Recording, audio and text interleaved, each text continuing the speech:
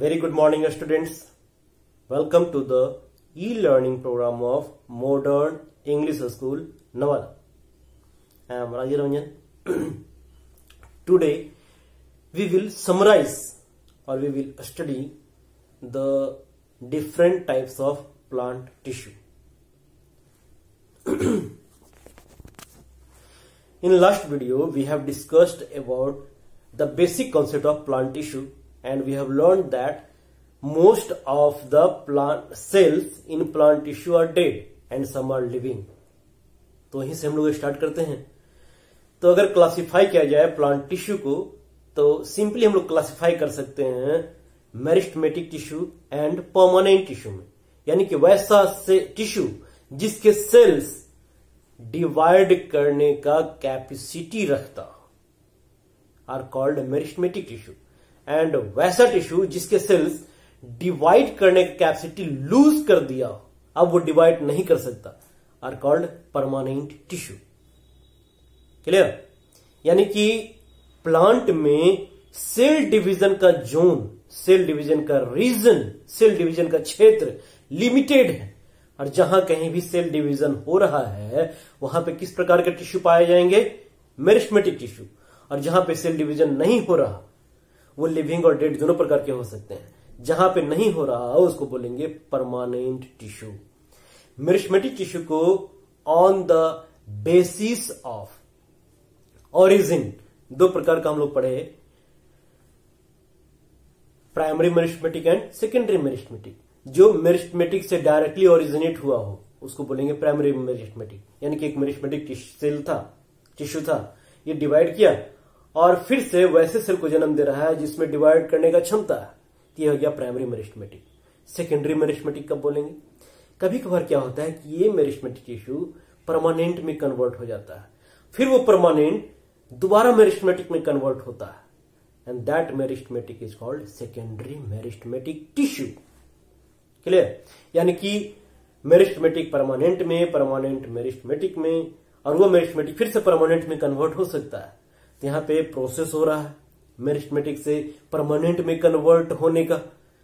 तो the process by which a meristematic tissue converts into permanent tissue and acquires a definite shape and function is called differentiation. When any permanent tissue again acquires the ability to divide, means again it converts into meristematic, such process is called de-differentiation. Clear? और de-differentiation के through जो meristematic बनेगा उसको बोलेंगे secondary meristematic. Again दो secondary meristematic tissue acquires permanent function and shape, means वो फिर से किस में कन्वर्ट हो गया? फिर से वो परमानेंट में कन्वर्ट हो गया. The secondary meristematic again converts into permanent tissue. This type of process is called redifferentiation. फिर से डिफरेंशिएशन होना. तो तीन वर्ड, डिफरेंशिएशन, डी-डिफरेंशिएशन और redifferentiation. Clear? Differentiation means conversion of meristematic to permanent. De-differentiation, conversion of permanent to meristematic. Redifferentiation, conversion of secondary meristematic to secondary permanent. Clear? ये तीन word हम लोग याद रखेंगे. इसके बाद on the basis of location there are three types of meristematic tissue. Apical meristematic tissue which is present at the apical region, means shoot tip and root tip.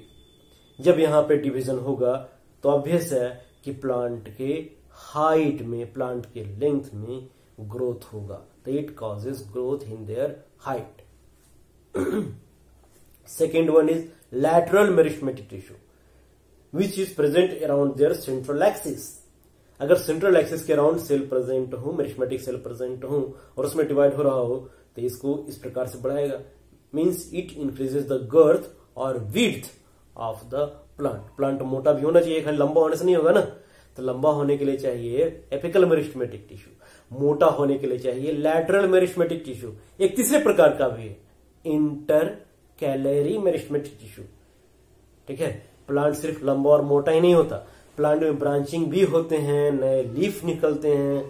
तो नया लीफ निकलना हो, नया ब्रांचिंग होना हो, नए बर्ड्स निकलने हो, तो जो नया नया चीज बनता है, नया नया चीज निकलता है एट देयर नोट्स, तो वहां भी तो होना चाहिए एक टिश्यू जो डिवाइड कर रहा हो।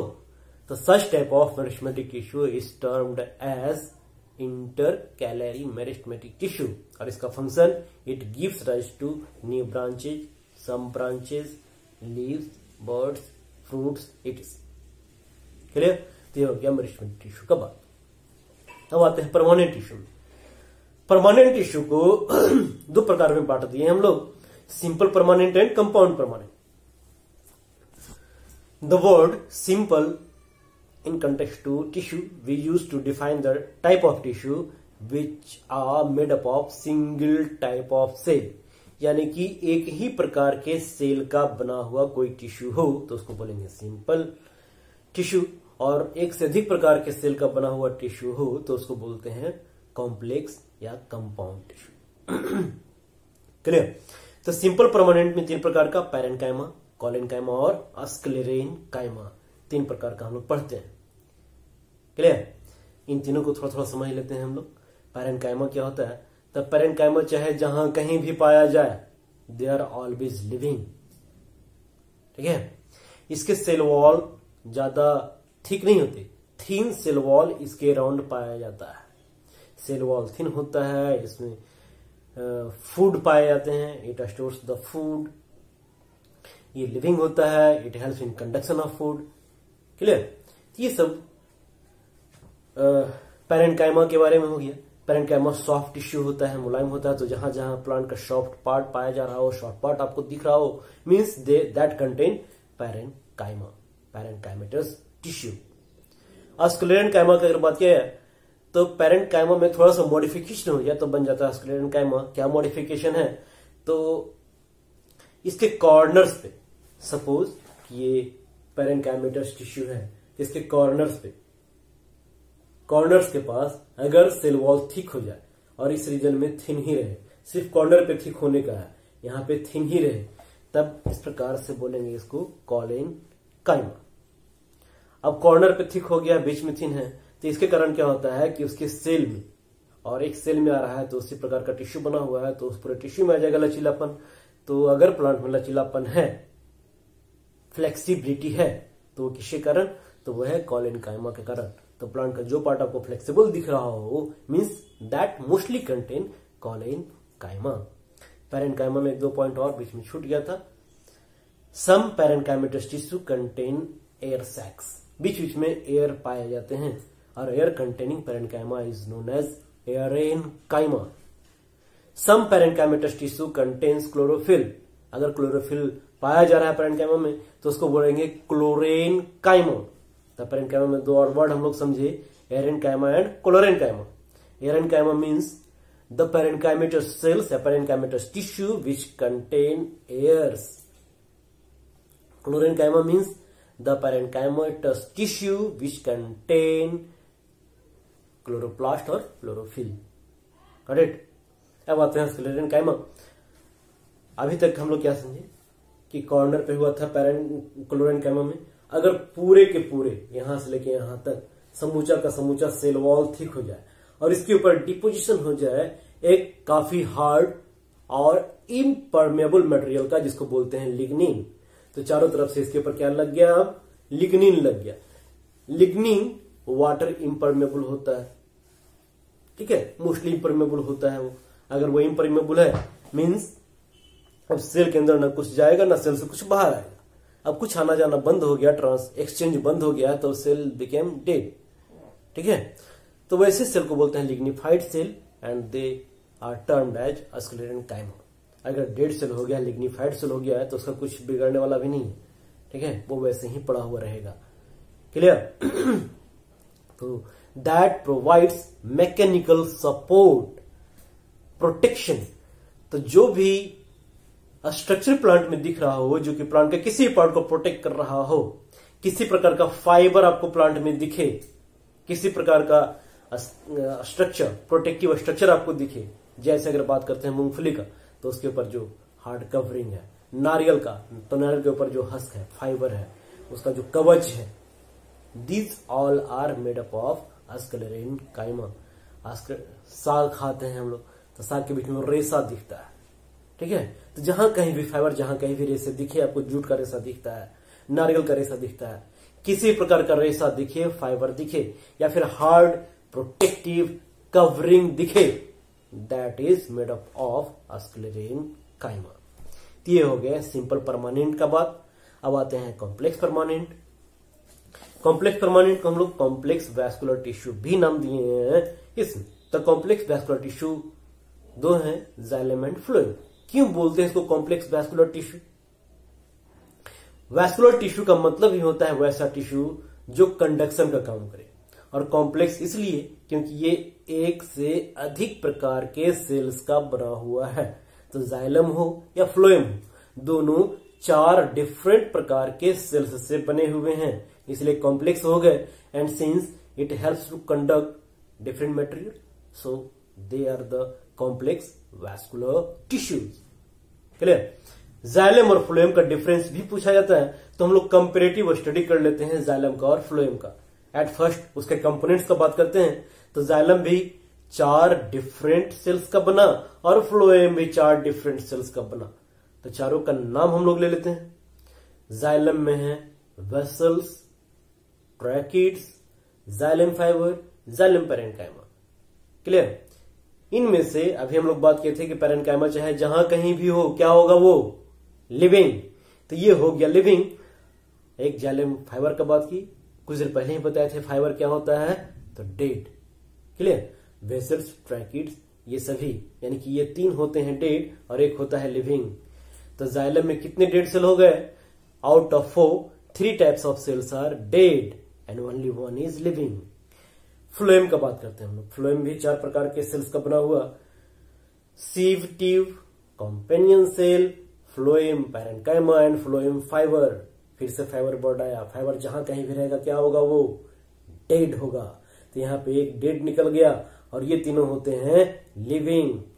तो जाइलम का ठीक उल्टा, इसमें 3 डेड थे, इसमें 3 लिविंग हैं। क्लियर?